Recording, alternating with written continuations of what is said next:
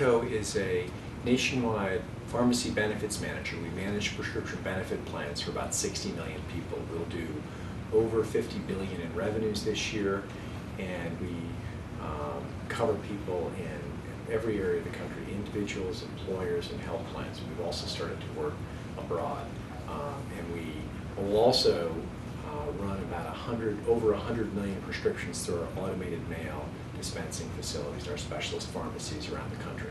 Okay.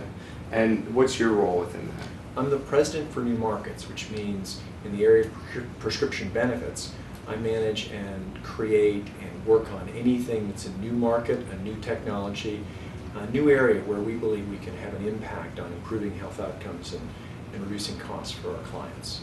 Sure. Well, the two that I'm most excited about are e-prescribing and leveraging information in healthcare in general. E-prescribing is when you move from a paper to a wireless and software solution where the doctor doesn't even have to put pen to paper between the time the doctor wants to prescribe a drug and the script is actually delivered to, the prescription is actually delivered to the patient. In terms of leveraging information, I'm involved in a lot of our emerging uses of, as we take all of the technology and the transactions that's running through that technology and trying to show that there are insights into either gaps in care or omissions of care. You know, only 2 out of every 3 prescriptions are actually filled and then utilized. We've got a lot of problems with prescriptions ever being picked up and then actually being filled and utilized to compliance. So we've got compliance issues throughout the system. We've got errors and omissions that are emerging at the time of prescription and errors and omissions after the prescription is actually dispensed.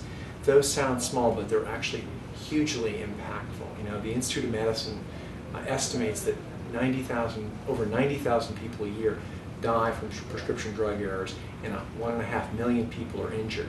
So leveraging that information through technology is one of the critical things that I'm looking at right now. Well, I think the most important thing we've done is we've helped found RxHub SureScripts, which creates a software hub that allows any doctor through software and hardware to connect to any pharmacist.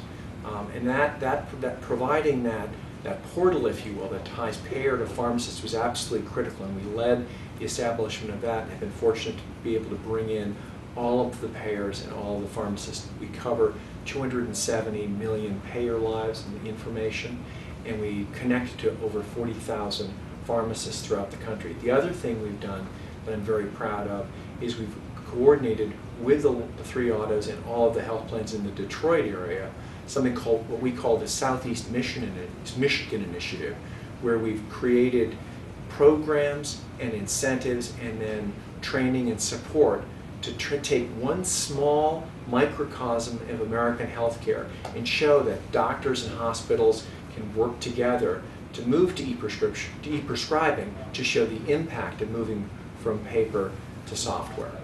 Okay. Since 2005, we've registered over 3,000 doctors who are now e-prescribing. We've got over 300 e-prescriptions per month. The doctors are very happy. Over 7 out of 10 doctors are satisfied or extremely satisfied.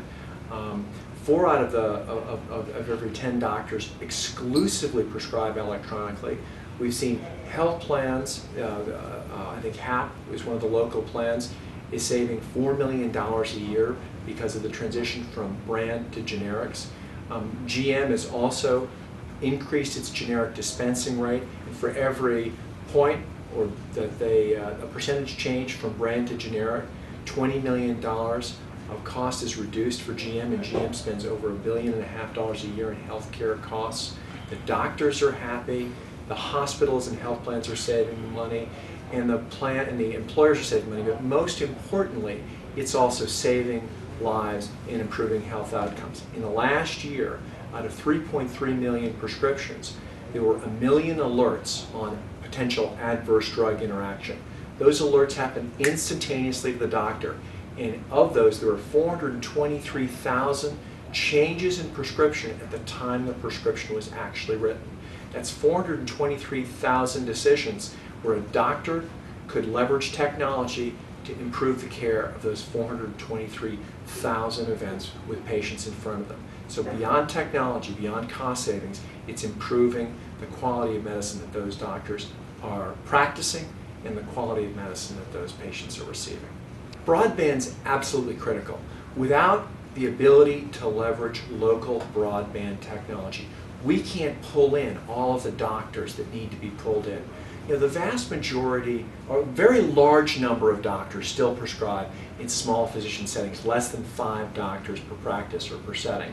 Probably over 50% of the high prescribers in the country are in those small doctor settings. You were talking about pediatricians, internists, family practice. The general practitioner, it's the backbone of the healthcare system, the backbone of the physician system.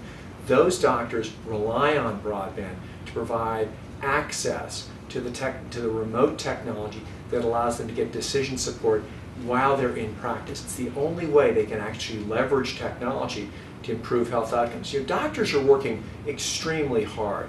Anyone who goes into a doctor's office today is struck by how heavy it is with paper and how little time they've got with practitioners.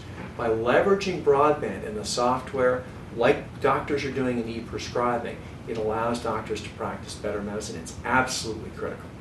One is just this year, Congress passed something in the President's assessment called MIPA, which is has a long title, but effectively created incentives for doctors to start to e-prescribe. So there are benefits for the next 2 years of about 2% and penalties after 2 years if they don't e-prescribe in Medicare.